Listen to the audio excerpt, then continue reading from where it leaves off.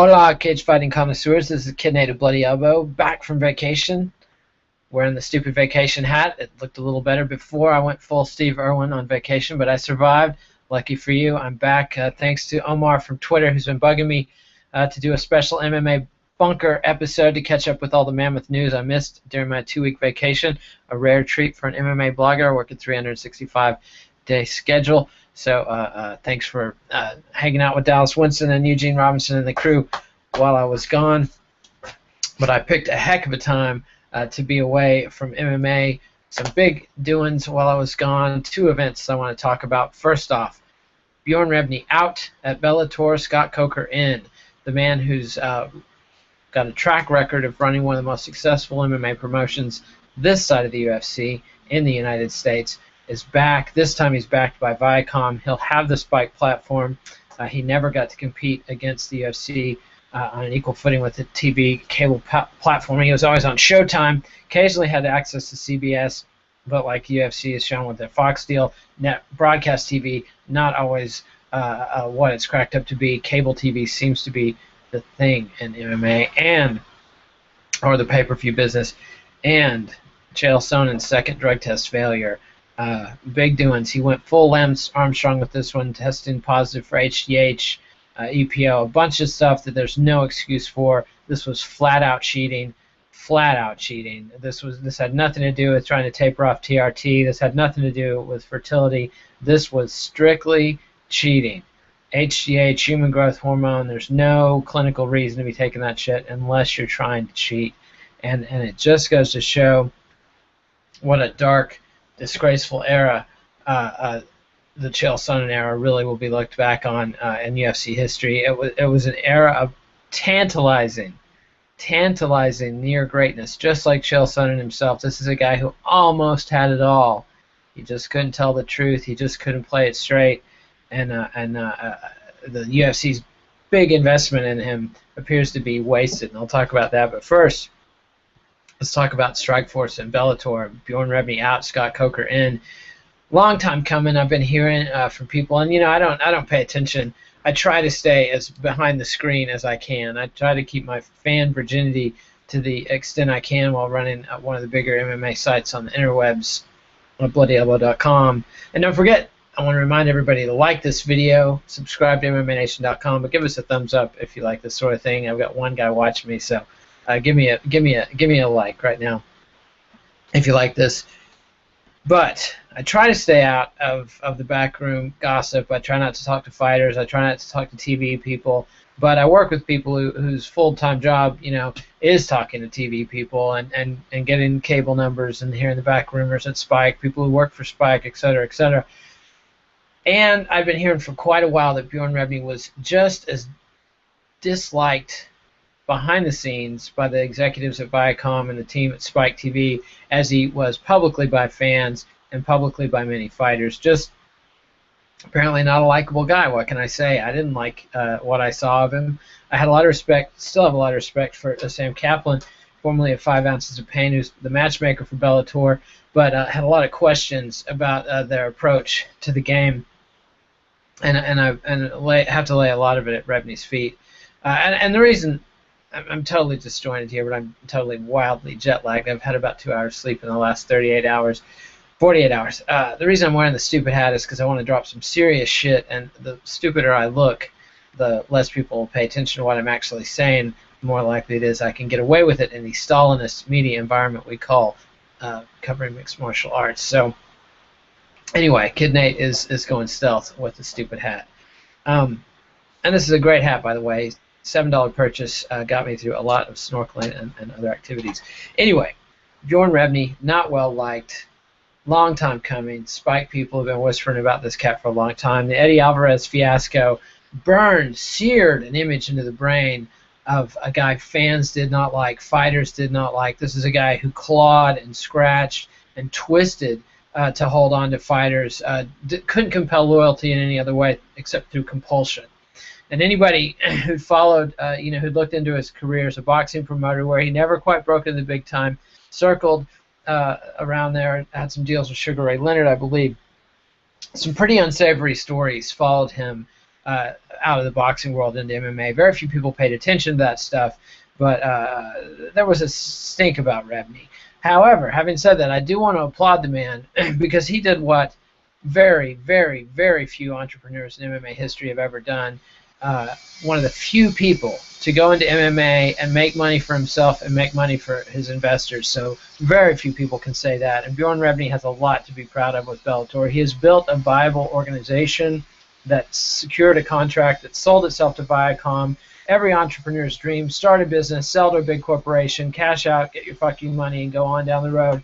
Hats off to Bjorn Rebney for living the American dream. Hats off to Bjorn Rebney for building an organization that was worth buying, that was worth continuing to control. You know, everybody isn't the Beatles. Everybody can't just keep growing and growing and growing with their organizations. Not everybody is Steve Jobs that can start it in his garage and go all the way to the top of the corporate hierarchy. Some people are great at starting companies, not so great at running them. Rebney got them a long way, and he avoided the mistakes that the IFL and the Affliction made of burning a lot of money. Elite XC. Other people had a lot more money and better opportunities than Bjorn Rebney, and he outlasted them. He totally took the tortoise and the hare approach, him being the tortoise, as opposed to something like Gary Shaw at Elite XC, who burned tons of money, or the guys at the IFL who burned up a whole comic book fortune. And so Rebney has a lot to be proud of, but he couldn't take Bellator to the next level. And the thing is, I think one of the things that was the last straw for him was, ironically, the success of their one pay-per-view, which did 100,000 buys. And I believe Spike. I don't think Spike is going to come out and lie about their buy rate. Now, Dana White has accused them of lying and said there's no way that they sold 100,000 buys. I got to go with Spike here because they're the ones who know. They have the access. There are so many people that would know if they were wildly off the mark or wildly exaggerating. Admittedly, the earlier reports from Dave Meltzer and others were coming in lower in the 65,000 range, but it's not unheard of for the late day to come in and swing things higher. The buy rate, I do believe the buy rate was 100,000, and the thing is, if Bellator's doing 100,000 buys, even though it's just their one shot, that's viable. Very few other organizations have ever done 100,000 buys. In fact, in North American pay-per-view history, only Affliction has done that, other than the UFC. And when the UFC first did 100,000 buys, that was a huge breakthrough. I believe that was UFC 40 with Ken Shamrock and Tito Ortiz way back in 2005. Let me pull that up. I want to get the facts right on that.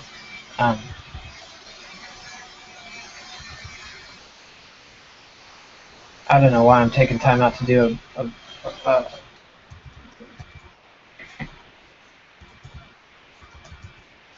but that's what I'm doing, because I'm jet lagged and I'm cranky and everything else, and I got 7 people watching me. So you guys, I don't know what you're being paid to do right now, but you're probably not being paid to watch me. So watch at your own risk.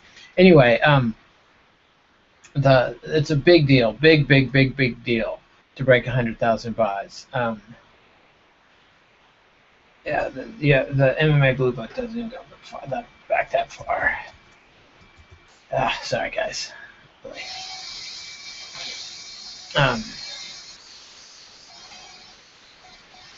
The UFC 40 in 2002 did 99,000 buys. Ken Shamrock versus Tito Ortiz, and that was just a early pop for the UFC. They didn't match that level again for a long time. It wasn't until the Tough era that they broke over 100,000 buys again, and that was 3 years later. And so, a huge deal to get 100,000 buys on Bellator's part. Sure, they used old UFC stars, Rampage Jackson, Tito Ortiz. King Mo wasn't a UFC star, but whose name was built with Strikeforce when Zuffa owned it. That's a huge opportunity, and I think that showed the Bellator guys, hey, we've got a real property here with real potential. There's a lot of cash money to be made in pay-per-view. That's what they're really after. Is pay-per-view is almost pure profit once you break through a certain level, especially at the low pay rates that MMA fighters get in terms of a percentage of the value produced. They're doing better than college football players or college athletes who are just getting totally stone robbed. But compared to other athletes, compared to boxers, compared to entertainers who usually get anywhere from 20 to 50% of the gross take, MMA fighters at best are getting 10%. And even if you split 50% with the cable companies, the rest is just gravy. And at half of, you know, $55, $45, that's $25 times 100,000. That adds up. Once you're into 200, 300,000, you're talking millions and millions of dollars in pure profit, which is nice. That's what every business is after. And UFC 174 might not have even matched that. And that, to me, even though that's the UFC's weakest moment, and they're doing way too many pay-per-views. The UFC to Bellator, there's no contest. It's the 800-pound gorilla against a tiny mouse right now. The UFC is so far ahead of the game. However, I think they've gotten greedy. They're flooding the market. People are losing interest in the product. And the difference between this year and last year is last year there were too many UFCs, but they were generally almost all good. Even the crappiest event, I was like, yeah, that was, you know, good night of fights. I mean, I'm a hopeless, shameless addict, but I would generally come out of it, go into the events excited at the last minute, and come out and satisfied. This year, it's been a flood of even the events that should have been good haven't. The fights that have had, the cards that have had one or two good fights have been dragged down by lesser fights. We've only had one or two cards that were really delivered all the way through. And then you just had some real shit shows. UFC 174 just frankly sucked. It was no fun to watch. None. No fun. It sucked. People paid $55 for that, and not many of them did. I can tell you from the web traffic, we had better traffic on Monday mornings, on normal Monday mornings, not even a hot story Monday morning, just a regular Monday morning, had better web traffic than we did on a UFC pay-per-view night. That's unheard of. And they've broken the floor for a long time for the UFC. For 3 or 4 years was 200,000 buys. They broke through that in 2014, maybe even 2013. In 2013 they broke through that a couple times. Had a couple events only do 140,000 buys. The Rashad Evans, Dan Henderson event, a couple others I can't remember. But they've definitely broken through that floor. And you know, once you break through a floor in business, you know, it's like things go in a certain range, and then you break through a floor, and then it tends to stay in that range. Like once you've gone below 200,000, you're liable to go to 200,000. Now that the floor is in the 140,000 range, and then they break through the floor again, and UFC 174, I guarantee you that broke through a new floor in terms of demand and interest for a UFC pay-per-view, because nobody cared about that event. There's no numbers yet, but like, let's see the pay-per-views that have done 100-something thousand, less than 200,000 in the last couple of years, according to the MMA Payout Blue Book. Henderson versus Evans, UFC 161, last June. June's historically the weakest month for UFC pay-per-views. And before that, you have to go back to Wanderlei Silva versus Rich Franklin 2 in June of 2012, again with the June events. Only did 140,000 buys. So entirely plausible the UFC 174 did in the same neighborhood as Bellator. And that means that we've got real competition, potentially. And Bellator bringing in Scott Coker, I mean, hands down the best man for the job. Viacom made a very smart play there. Scott Coker's a guy who built Strikeforce from nothing into a stellar promotion.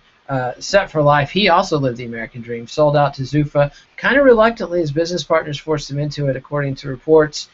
But nonetheless, he had enough of a stake in it to come out and be a set man. He's got his fuck you money. So he's not desperate. He's not flailing. He's got other opportunities. This is a guy who loves to promote fights. And unlike Bjorn Rebney, Scott Coker, I think, is the best in the game. The best we've seen in North American MMA history. The best we've seen since the Pride promoters, in terms of building fighters and building a narrative. Coker's a guy who could take something like Frank Shamrock versus Phil Baroni. Neither guy was near the top of the game at the point in time when they put that fight on. And that fight did very well on pay-per-view. Did 35,000 buys in 2006, which, all things considered, was incredibly good. Because, you know, this is shortly after the UFC had been doing, you know, 40,000 buys. They were pretty happy with that. Coker built guys like Frank Shamrock, Nick Diaz, Kung Lee, built star after star after star, because he knew how to tell a story. He knew how to make fights special. He knew how to build a fighter. He knew how to protect a fighter. Somebody like Nick Diaz had stylistic limits. As great a fighter as he is and as entertaining as he is to watch, he doesn't do well against wrestlers. Joe Silva and Dana White, they always want to just grind guys up and chew them up and spit them out. They rarely protect a fighter. They rarely build a fighter. And there's something to be said for that. There's sort of a purity to it, to their approach. Just throw the sharks into the tank and let them have it. But when you're trying to manage a garden, it's not about throwing sharks into the tank. It's about cultivating a garden and building stars. And the UFC has shown they have a very limited ability to build stars. And Scott Coker's letter to the fans, he was saying everything I wanted to hear. They're cutting back on the number of events. They're getting rid of the tournament format. They're going to be looking for big fights and big fighters and tell a story. It's going to be very hard because the UFC has flooded the market. The UFC has a monopoly on talent, nearly. They're the buyer, and they have signed so many guys. They've clearly been signing people, and there's allegations that they have a relationship with the World Series of Fighting, so that they encourage guys to go there, and they have this sort of footsie-friendly relationship with the World Series of Fighting ownership, so that the guys are it's made clear to guys supposedly that if you go to Bellator, you're never coming back to the UFC. But if you go to World Series of Fighting and get some wins, maybe you can come back. So guys like John Fitch, Yushin Okami, etc., they were happy to go to the World Series of Fighting. Jake Shields, Ben Askren was pushed to the World Series of Fighting. He said, "Fuck you," and went to ONE FC instead. I'll be very curious to see if Scott Coker doesn't sign Ben Askren, because that's a guy, as boring as his fight style may be by some, this is a guy with a mouth. This is a guy with charisma. This is a guy you could do something with. I'd be very curious to see if Coker doesn't try to get him back. Anyway, it's going to be tough, though, because the UFC has such a lock on the talent, and there just isn't a wave of stars. There's no more Kimbo Slices. There's nobody on YouTube punching guys out in their backyard that I know of that's getting publicity. There's no more Butterbeans out in tough man contests. There's nobody in kickboxing that people are going, man, I really wish I could see him fight MMA, because we've seen that. You know, guys who come in and out of kickboxing, as like Sergey Karatanov and Ray Sefo, they've been there, done that. There's not that mystique. It's going to be very hard, but if anybody can do it, Coker can do it. And the other thing to remember, Spike TV was half the mojo, half the magic of the UFC success, because you've got to have that cable platform. The WWE business model that the UFC has followed, it's all about giving away fights or programming on free cable and then upselling to the pay-per-view for the big events, for the Hulk Hogan events, for the Ice Cold Steve Austin events, whatever the dude's name was. And that's the model the UFC assiduously followed, and Spike TV was their perfect platform for their success. Broad reach, perfect demo, young men's channel, with nothing else on, nothing to compete with. They didn't have other sports properties. FS1, we've already seen, Fox has shuffled UFC all around, the FX, FS1, Fuel, FS2. They've moved the UFC around. People don't know where to find them. People aren't watching FS1 unless the UFC is on. Spike TV, however, people have been trained for years by the UFC to expect MMA programming there, and they've got shoulder programming out the wazoo. Spike TV needs to get back to doing an MMA talk show. I cannot emphasize this enough. Back when they had MMA Uncensored, they were doing like 500,000 viewers a week.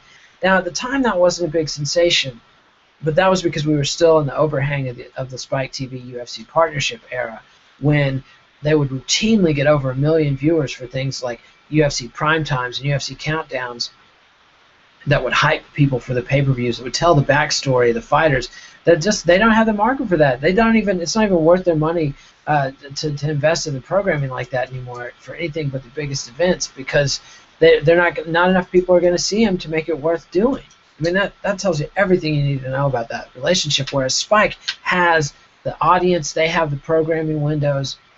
Scott Coker has a lot of opportunities to think outside the box, get away from the stale old reality show trying to rip off The Ultimate Fighter.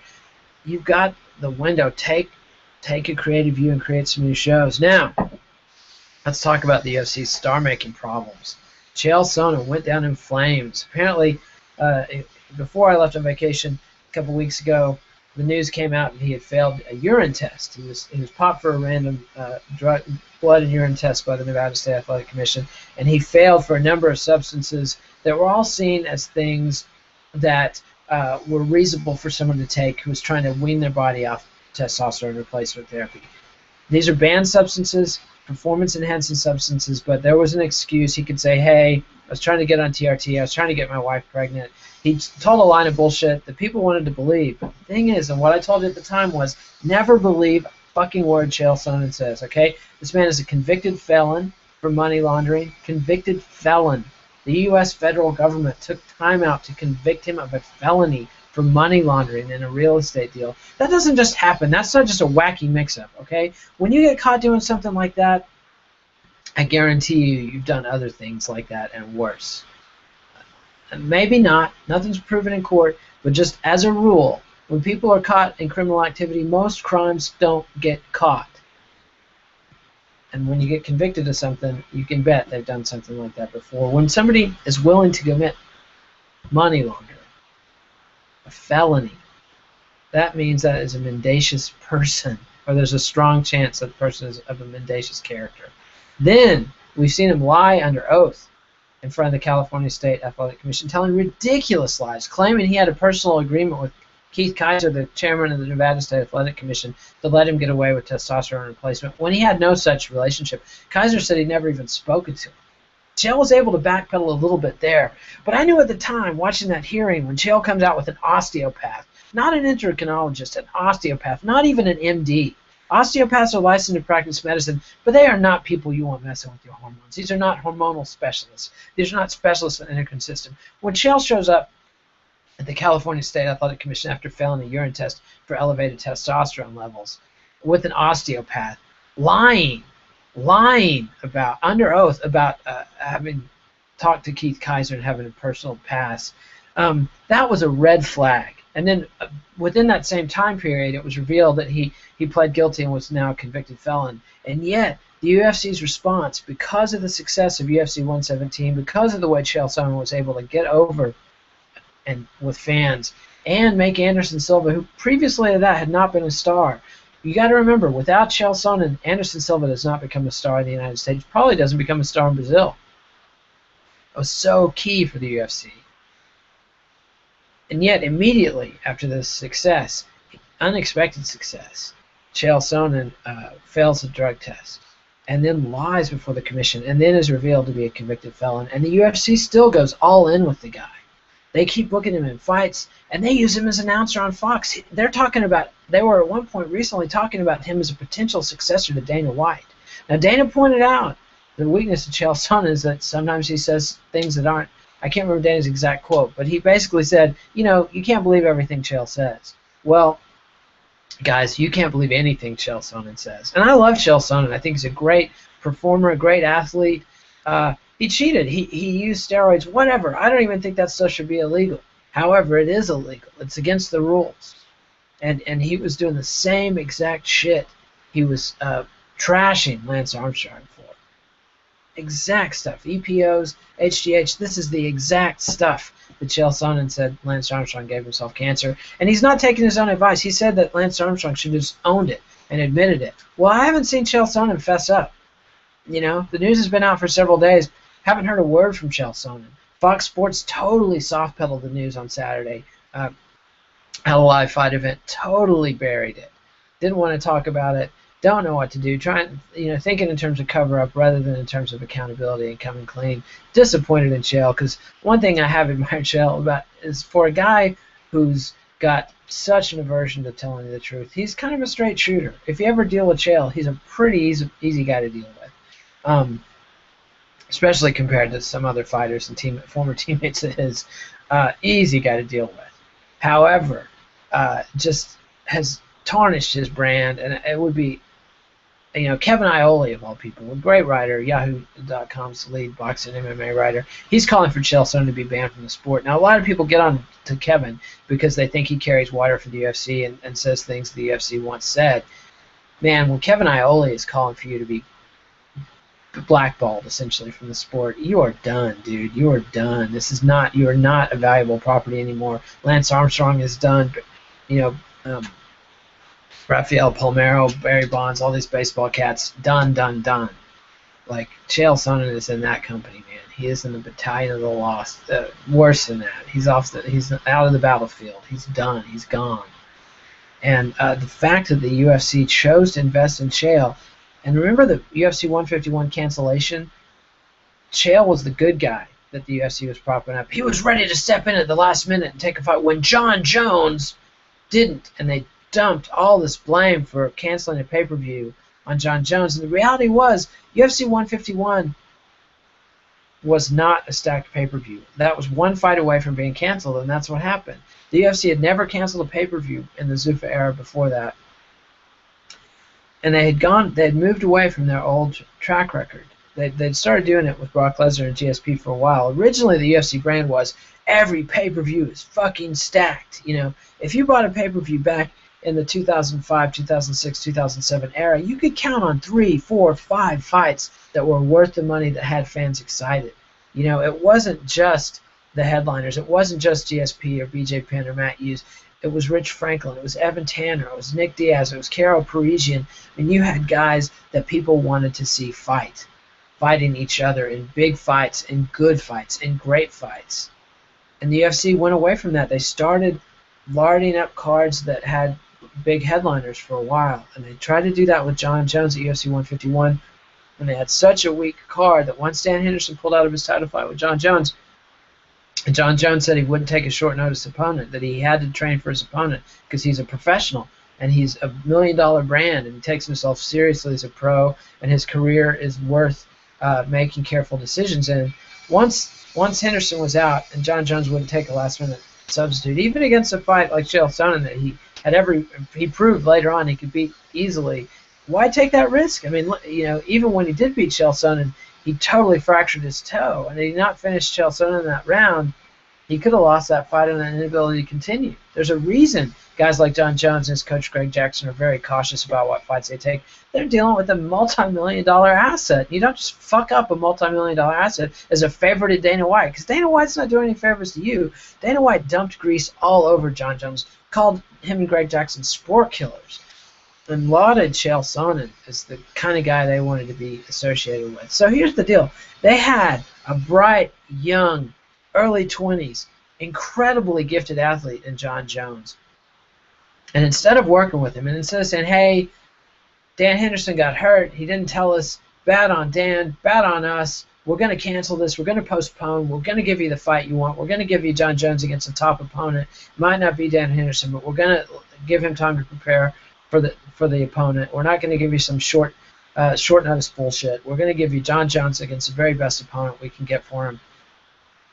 They chose to dump Jon Jones in the grease. They did incalculable damage to his brand with their fan base. He was soaring before that point. This is an undefeated, early 20s, African-American, well-spoken, good-looking, smart, handsome, bright, talented fighter, hard-working, strategic, works with the best camp, does what it takes to win, and you're going to throw him in the grease over a short-term pay-per-view buy. They were looking for the quick buck. They wanted that, you know, infusion of a few $1 million, and they were willing to piss away to do serious long-term damage to one of their key assets, like Jon Jones. You don't get many Jon Jones in this sport, or in any sport.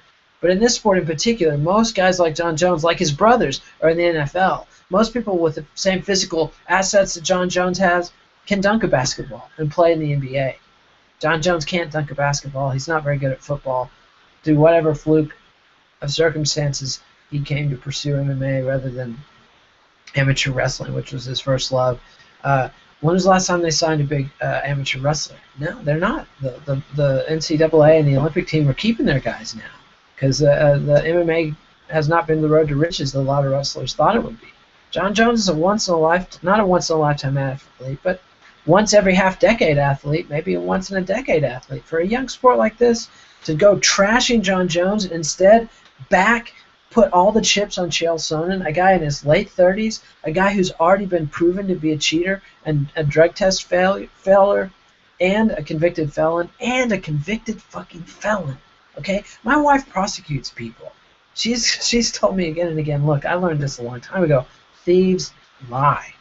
She says, you know, before I dealt with criminals, I thought, you know, these people commit minor crimes. They probably made a mistake. She says, you know what I've learned prosecuting people is that thieves are liars. By the time that you are convicted of a serious crime, felony level fraud or theft, you're a fucking liar. You're a liar all day long. You're a scumbag. You're a bad person. Chael Sonnen is a convicted felon, okay? I'm not saying he's a scumbag. I'm not saying he's a bad person. I'm saying he's a convicted felon, and that most convicted felons are scumbags. That's all I'm saying.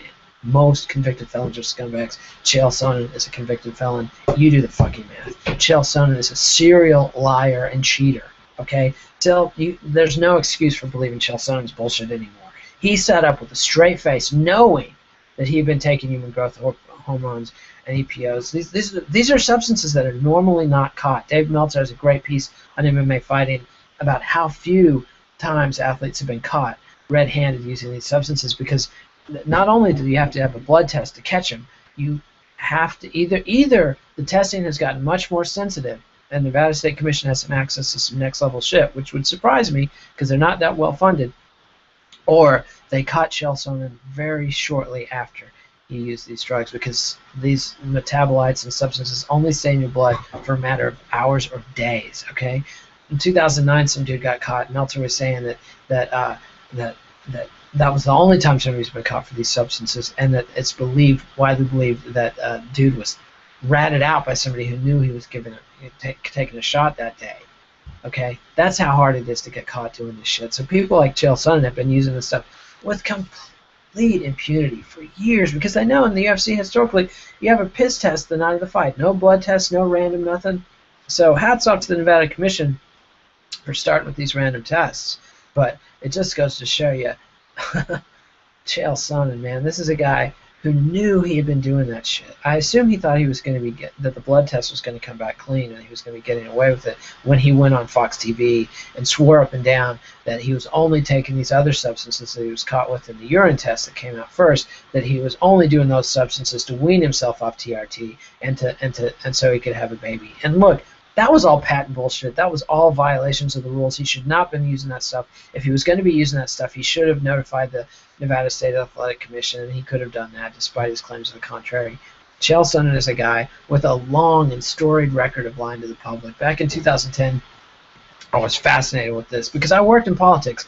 I worked for a guy who campaigned against Tom DeLay and really landed the first blow that took down Tom DeLay. And Tom DeLay is the kind of fucking liar that also a convicted felon, by the way, although his case is currently thrown out on appeal by a completely corrupt Texas Court of Appeals. But that's neither here nor there. And this isn't a partisan thing.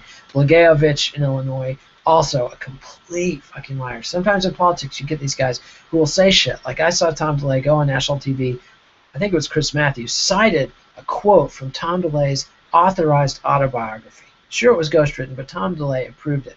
Quoted it. Tom DeLay said, "I didn't say that." And Matthews is like, "This, but it's in your autobiography." I didn't say that. Like, this is a guy who can have two sets of facts going at the same time with a completely straight face. Chael Sonnen is in that same realm. He was caught back in 2010 claiming that a voicemail message or a radio show appearance where he had said some just ridiculous offensive stuff. I think it might have been the Lance Armstrong comments. He said that wasn't me, even though it was him. Even though it was a public radio show he had done on the record and never previously denied, and then to go on ESPN and claim that wasn't me.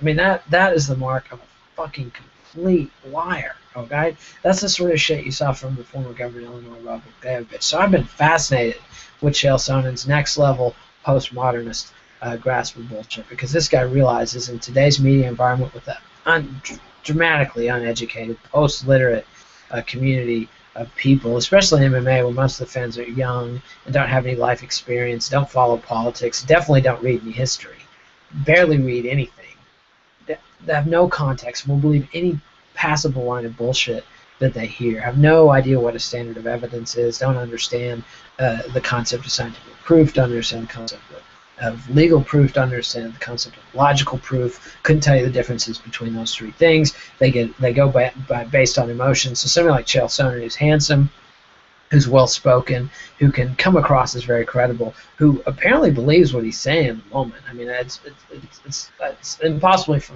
me to fathom. Like, I'm not as skilled an orator or as Chael Sonnen. Certainly can't lie that well. I'm not a good liar. It's amazing what the guy can do verbally. But nevertheless, with his track record of being a convicted felon and a drug test failure, for the UFC to have gone all in on him and basically choose him over John Jones, who's effectively been in exile ever since UFC 151. I mean, they back him now and again, but they don't like him. He's young, he's African American, he's brassy, he's bold. There's a lot of reason fans don't like John Jones. He's phony, blah blah blah. He had a DUI. Was in cars with some women that weren't his baby mama. I mean, just various reasons. And this is a guy who talks about Jesus all the time. So there's reasons to not like John Jones. Nonetheless, when Dana White comes out and says, fuck this guy's a sport killer, and accuses him of being a coward, publicly, when the biggest figure in the sport comes out and just shits all over a top young star like John Jones, you don't recover from that. That's a serious ding to your brand. You can recover from that, but it's damage. And you've been damaged. John Jones is damaged goods as a sellable property. And the UFC is currently desperate for sellable properties. Like, we're going into UFC 175, the big July 4th weekend. You've got Weidman versus Machida. Nobody's talking about this fight, okay? Weidman is a guy who beat the greatest fighter in MMA history in Anderson Silva, not once but twice. Both of them, some people were saying are fluky. I think they were both definitive. But if you didn't know what you were watching, the first time you thought Anderson Silva maybe took a dive, or maybe it was a lucky punch because Anderson Silva was goofing around. The second time when Silva snapped his shin bone, people were saying, there's no way Weidman had any, that was a fluke accident, a freak accident. But Weidman, I'm not saying he deliberately broke Silva's leg or that he, used a technique that was guaranteed to break Silva's leg, but he checked that kick in a very aggressive way that dramatically increased the likelihood of the shin bone snapping, and that's what happened. Incredible performance from Weidman. Nonetheless, nobody cares about Chris Weidman. I'm sorry. Maybe they will. He's a great athlete. Seems like a good guy, but he's kind of bland. He's kind of boring. He hasn't, other than beating Anderson Silva twice, that's really all people have known. He's been very poorly marketed. The UFC cannot build fighters in their current environment. They don't have the TV resources. They don't have the audience reach to promote their fighters. They can't do the shoulder programming. We're not seeing countdowns. We're not seeing prime times. Sure, they're putting out countdowns this week online. In the old days, it would have been a month of shoulder programming on Spike TV that would have brought in audiences of millions. Okay, millions of people watched the pre-fight shows for George St. Pierre versus BJ Penn at UFC 94. Millions of people watched the pre-fight shoulder programming for Brock Lesnar versus Shane Carwin at UFC 116. And coincidentally, those pay-per-views sold a shit ton of buys. So they don't have the access to build stars like that. You've got Weidman versus Machida. Machida, former champ. Some people like him, but people don't love him. They're not wild about that fight. Nobody is talking about that. Ronda Rousey is fighting Alexis Davis. Who? It's Ronda Rousey against somebody with 2 X chromosomes and some spandex with some gloves on, as far as most fans are concerned.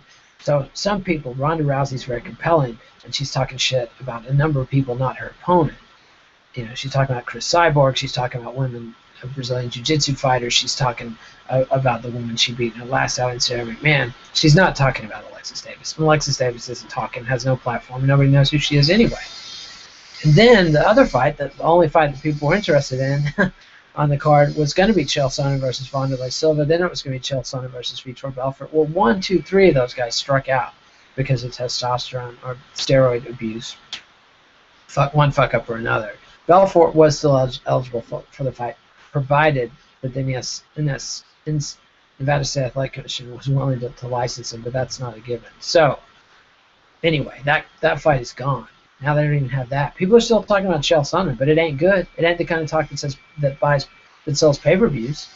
People are talking about how he fucked up and failed yet another drug test. Second time in 2 weeks we're getting this news. This time after he went out and did a brilliant job of spin. Now the thing about spin, as Joseph Goebbels learned to his everlasting regret, hopefully, burning in hell to this day about it, you can only lie until reality intrudes. And when you're telling the entire population of Germany that you're winning the war on the Eastern Front, even as the front gets closer and closer, By the time the Russians roll over Berlin, it's time to shoot yourself in the head, Cat, because you can't keep lying anymore. And Goebbels, possibly the greatest propagandist in world history, right up there with Trotsky, any of them, Bernays, any of the great mind manipulators. And when I say great about Goebbels, he was a bad person, but he was an incredible talent, and he used that talent for evil.